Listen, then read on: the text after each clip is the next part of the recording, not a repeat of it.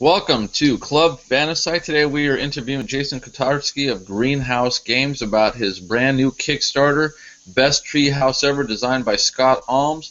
Welcome, Jason. Thanks for joining us again. This is your second time with us, and we appreciate you taking the time to do this. Hey, thanks so much for having me on again, David. It's Green Couch Games. You said Greenhouse. That's okay. Did I say that? I'm sorry.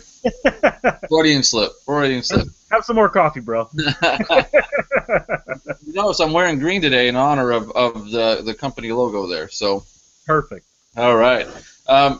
So today's your first day on the Kickstarter launch. This is not your first Kickstarter, and you're having a pretty good day so far. It looks like you're about 25% of the way there already. What's this experience been like for you with this launch as opposed to your previous launch with Vitalitas? You know it. A little bit easier to know what to expect. Know how much time and energy I had to put in up front.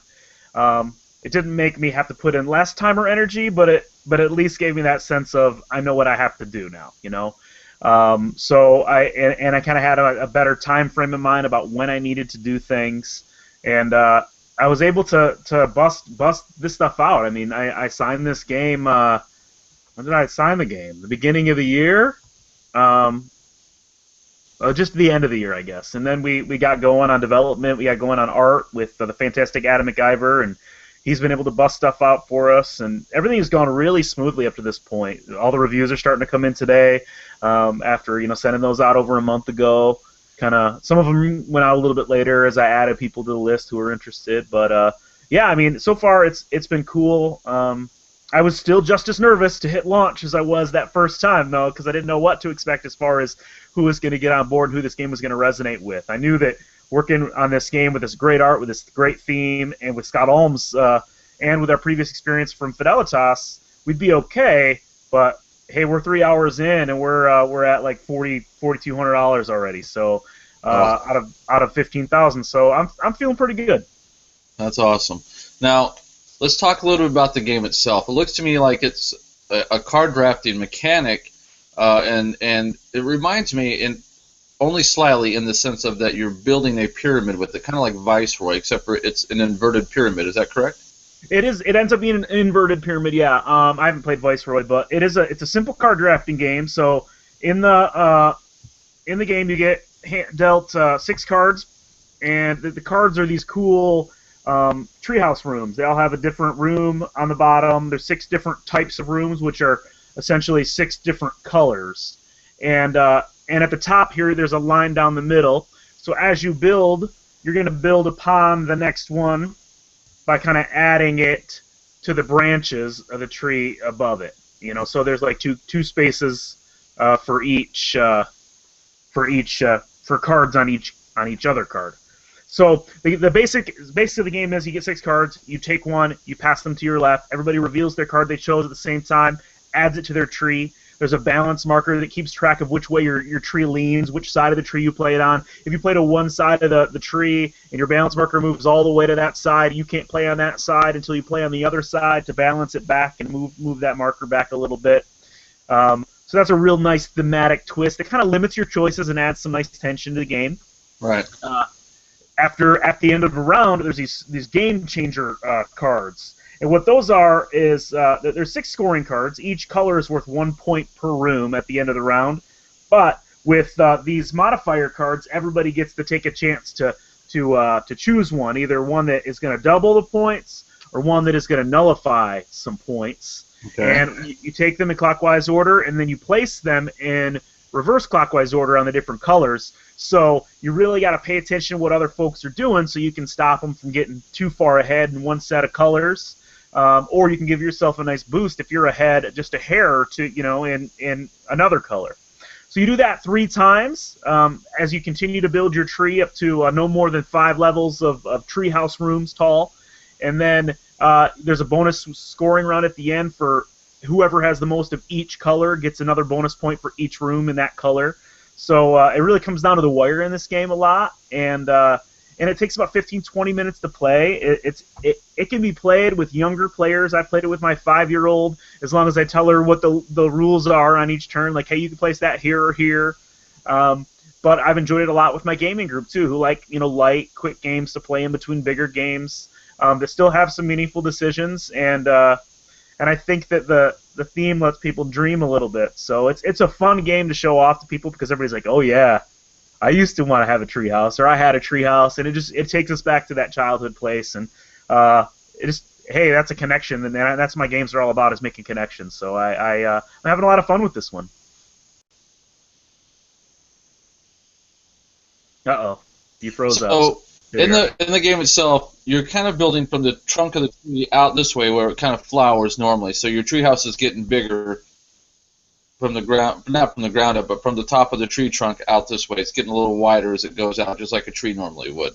Yeah. So it's like the starting tree is 1 card. The first level after that is 2 cards. You can fit 3 cards on the second level, and so on.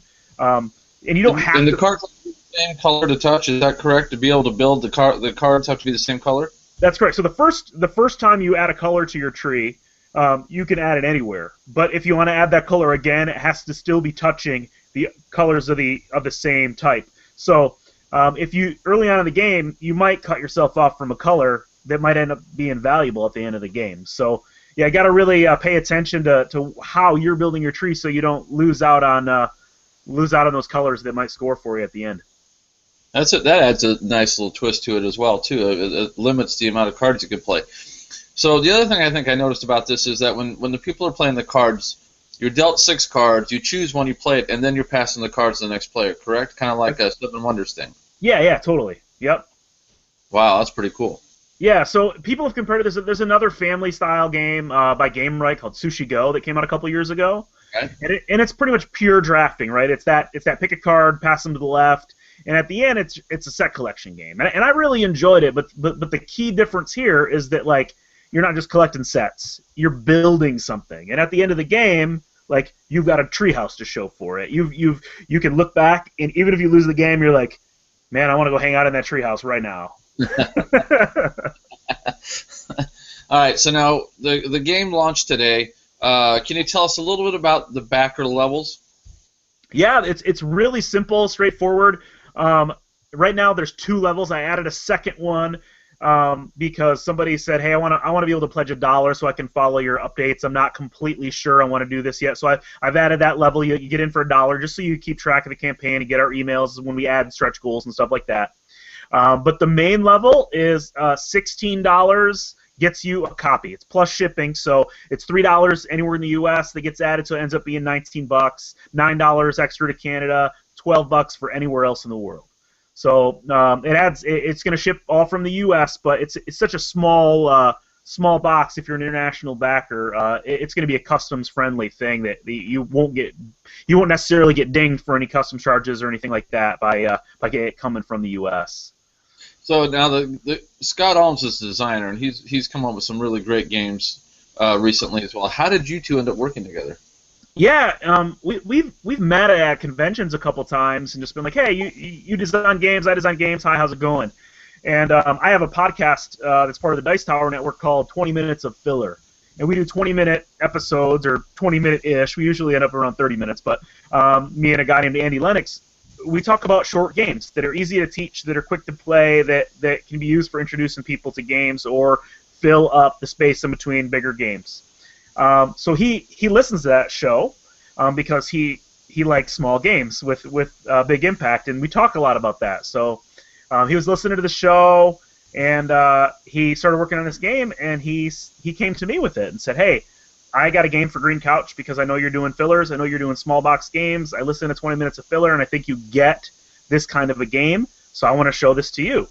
So I was honored that he came to me with it right off the bat and said that I was the first one he had thought of for the game, and luckily I played it, and I loved it. I had a blast with it, played it with my family, played it with some friends, and it wasn't too long before I said, hey, let's make this happen, and that was it. So here we are today. So earlier, before we started this interview, you and I were talking a little bit, and you mentioned that you signed this game at the beginning of the year. We're only halfway through March, and you've already got artwork done. You've got all this stuff going and launched a Kickstarter. How were you able to get that to move so quickly and so smoothly? That's amazing to me. My dates, you're never supposed to talk about like math or numbers or dates like on live recordings because it all jumbles together and comes out wrong. So it may have been a little bit longer than that, but I had been already talking to Adam McIver for quite a while, knowing that I wanted him to work on one of my next projects. So we were already friends. We already had a relationship, and I was kind of throwing ideas and getting prices and stuff figured out. And once he saw the game, he knew that it was definitely before January. We were at Unpub in January, so he must have started working on it back in November or earlier. But he just was into the idea, and he had some time in his schedule, so we went for it. And I went to Unpub, which is an unpublished games festival, and this year it was in Baltimore, Maryland. Right. And I had a nice-looking prototype of it, so all the development that I had been doing, I got to test out with a whole bunch of just kind of folks who come in off the street to check out new games, So I got in another, 30, 40 playtests of the game, kind of tweaking last-minute things. So those kind of events that you can go to and get a lot of different eyes on your games while they're in the development process can really help move things forward. Or help you know that maybe you're headed in the wrong direction and you need a lot more time than what you anticipated. But for me, it was like, hey, everybody's like, this game's ready. I'm into it. Let's go. And Scott's been really great to work with. He goes to work every day, and then he comes home every night and spends an hour or two working on game design. And then he spends another chunk of time on the weekends. So he's always working on games. It's his passion. And I think with a simple game, with less moving parts, like when you're looking at designing a good filler, and Scott mentioned this in another interview recently, and I totally agree with it. It's that like you want to remove any unnecessary rules and make a game as simple as possible. If you want it to be easy to teach, want it to have that right weight, and want it to be able to play with anybody, and that can be challenging at times because we as game designers like to add stuff, But like, right, he just hit on like what are the essentials that makes this game fun, and we locked into that pretty quick. So. Well, and I think that there's some sense to that too, in the sense, with our recent wave of board games breaking out there, people are buying the simple, easy, quick games as opposed to the brain burners. So, I think it just helps to increase the sales if you have something that's accessible to everybody. It isn't a game necessarily; it's accessible to everybody. Yeah, I think that's a trend that's happening right now. I think that maybe the quantity of games that are coming out.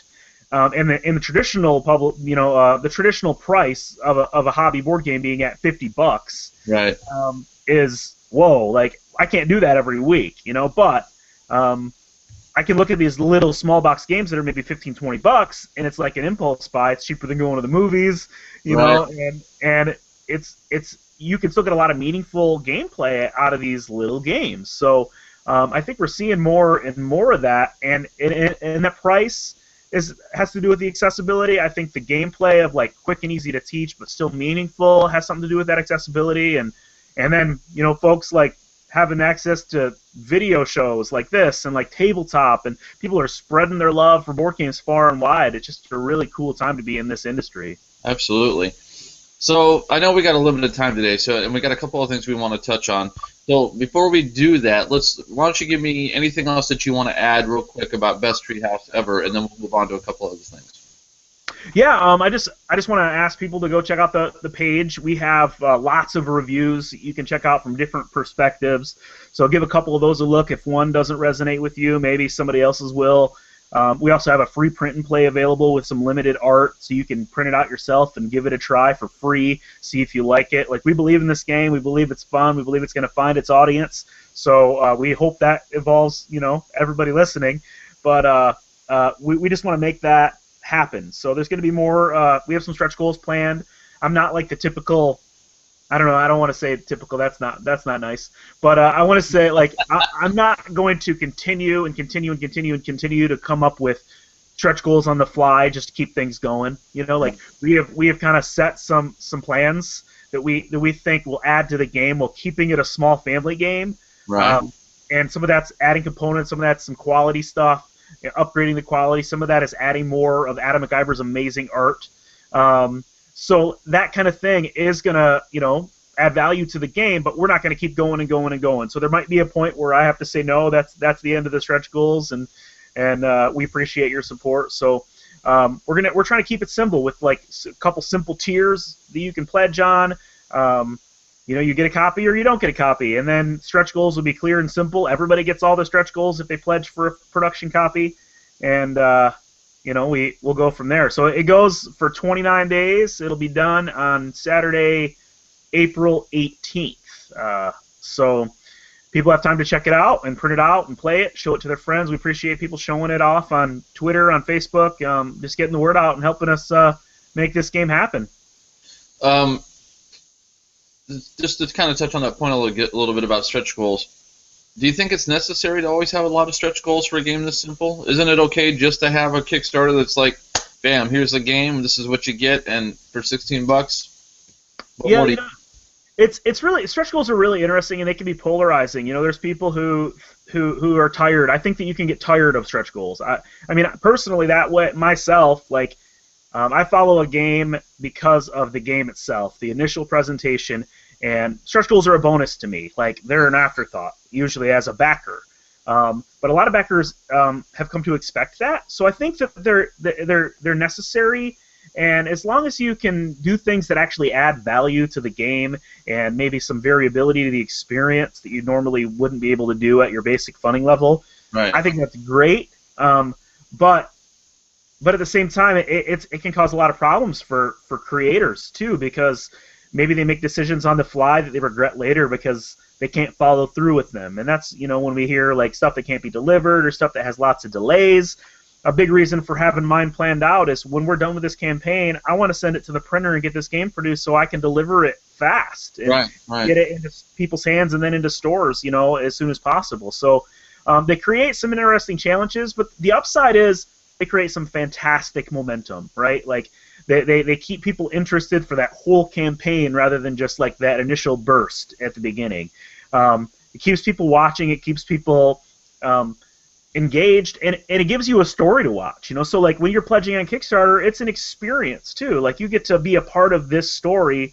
You're a key player because it doesn't happen without you. So like, I mean, I wouldn't, trade in my backers for the world at this point. Right. But we just have to make smart decisions to find that balance of I want to serve our backers and I want to make good decisions that are financially responsible as a business owner too, while serving the game. That's always the key to me. Is like I want to serve the game. I'm not interested in like just more money to have more money. Like money is not the main reason I do this. Like that's a nice bonus if there is any left over after printing and shipping. But it's really just about making connections with people, putting out great games. And we do that together. So stretch goals play into that, however they play into that, and every campaign's not for everybody. So I just got to stay true to myself and the goals that we've set for our company. All right. Anybody who's watching this video a little bit later, or catches it on the Club Fantasci page, obviously the links will all be there to check out the Kickstarter, or just click any of the images that will take you straight to the Kickstarter link as well. Now let's move on. Let's talk a little bit about Fidelitas, which you recently funded on Kickstarter. Where are we with that now? Yeah, so Fidelitas was the first game we brought out, and we had a great Kickstarter for that last year. It was in August of 2014. Game I designed with Philip DeBerry, and we ended up $39,000 raised of $12,000 goal, almost 2,000 backers. So it was delivered on time. Like our last shipments went out January 31st. And that was my prospective delivery date, was January 2015. So they've made their way to backers, except for maybe the occasional lost package that is got lost in transit or whatever. But we're working to fix that as they come in. And now it is just starting to hit store shelves. The official release date was March 6th, so it's available on Amazon for people who missed the campaign. And it's available at stores that you can find on GameStoreLocator.com. We work with Game Salute and ACB, who are the distributor that we have a partnership with that's getting it into stores for us. So we're getting ready. There's going to be some new reviews popping up.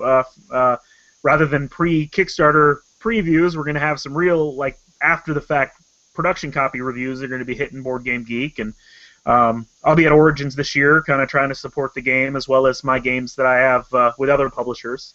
And so I wanted to completely finish my first Kickstarter, deliver it to everybody, and make sure that we were moving in a good direction before I hit launch on the second one. And that was a goal that I was able to meet, and I'm really, really happy with that. And I've gotten a lot of feedback from backers that they appreciated that I did that we nailed it on the time frame and the quality and all that stuff. So Well, and it gives them the confidence to back the second project because they have a much better sense of where you are as a business and how you handle those things as opposed to launching 4 games in a year, but you still haven't delivered the first one. So. Yeah, I hope so. I mean, it seems to be working that way today, at least. Awesome. All right. So now, a moment ago, you mentioned other games that you're doing with other publishers. So, anything that you can tell us a little bit about that? Yeah. My first game ever is a game called The Great Heartland Hauling Company, and it was put out by Dice Hate Me Games. And man, that game has really been doing well. It's been a lot of people have been taken with it, and Dice Hate Me just merged with Greater Than Games, which is the people behind Sentinels of the Multiverse. So the distribution network just blew up, right? So, and the second printing of Heartland is almost done. So we're starting to talk about the next printing. So that's really exciting. And that game is it just came out again at the beginning of the year. You know, like it hasn't been too long that it's hit the shelves again. So that's coming. That's out and available, and is coming back after it goes out of print, hopefully. And then I have a game with Crash Games that was a Kickstarter project last year called Dead Drop. Right. And that was the first time Adam McIver did art for a game with me, and that one ended up well. It's a micro game, 13 cards, some deduction, and some card maneuvering that's gotten really good feedback and reviews. Like, people are saying, hey, this is like the love letter killer, and stuff like that. So I'm like, what? So that's encouraging. And that is going to be out, hopefully, to backers around June, and then stores shortly after that. But it's got a fantastic production value. It's in this great magnetic box, and it has 3 different types of art. So there's actually, the game is only 13 cards, but like you get 29, I don't know, what is that, 39 game cards. So you get a spy deck and a monster deck and a kids deck. So the monster deck and the spy deck, it's like different themes with the same gameplay. Are by Adam McIver, the monster and the spies, and then Kwanchai Mariah, fantastic artist, did a kids deck. So it kind of has that Calvin and Hobbes feel. Right. So that's coming out pretty soon. That's good to hear because I backed that one. Woohoo! Yeah, all right. That's fantastic. Yeah, thanks, man. I appreciate that. So, again, I know we got to wrap this up because you've got someplace you have to be that's awfully important. So, Best Treehouse Ever, now on Kickstarter on its first day, will be running through, again, say it was April 20... April 18th. April 18th. Where can they check it out besides Kickstarter to find out more information? Green Couch Games. I don't have a greencouchgames.com yet. That's on my list of things to do when I have 10 minutes, 20 minutes of extra time, But they can find out there's a BGG page, so BoardGameGeek.com. Search for Best Treehouse Ever. There's going to be reviews. There's videos. There's some really fantastic videos, and you can check those out on the Kickstarter page too. But there's a stop motion gameplay. There's a gameplay video in a treehouse in South Africa. Like, there's some really fun stuff, and lots of reviews are still coming in. Pictures, comments, all that. So Board Game Geek's a great place to go for content. The rules, you can download the rules there, including this. A user already translated them into French, so French backers can take a look. And then I have a Facebook page. It's facebook.com/greencouchtabletop. Okay. And I'm on Twitter at Jason Kotarski, which is on my little lower third here, and also at Green Couch Games on Twitter. So that, and then you can listen to my podcast where I talk about the company regularly. It's available on iTunes, 20 minutes of filler. And so there is a plethora of places where you can learn more about Best Treehouse Ever and Green Couch Games and kind of see what I'm up to as a designer, too. Well, that's good to know, because I didn't even know about the podcast. So, oh, dude, yeah, you got to check it out. It's fun. There you go. All right, so, folks, you'll be able to find all those links on the Club Fantasci page as well. Jason, I want to thank you for your time. I know you got to run, so I appreciate you giving us the opportunity to talk about Best Treehouse Ever, and best of luck in the campaign. Hey, thanks so much, David. I appreciate you having me on, and I hope you get to play some cool games soon. All right, thanks, man. We'll talk to you soon. All right, see you, bro. All right, everybody, thank you for watching Club Fantasci as we interview Jason again. We appreciate your support. We love your support. Please share this interview. Spread the word about the game. click on the social media links and do what you guys know that needs to be done to help support the board game community. Thanks again for watching. Game on.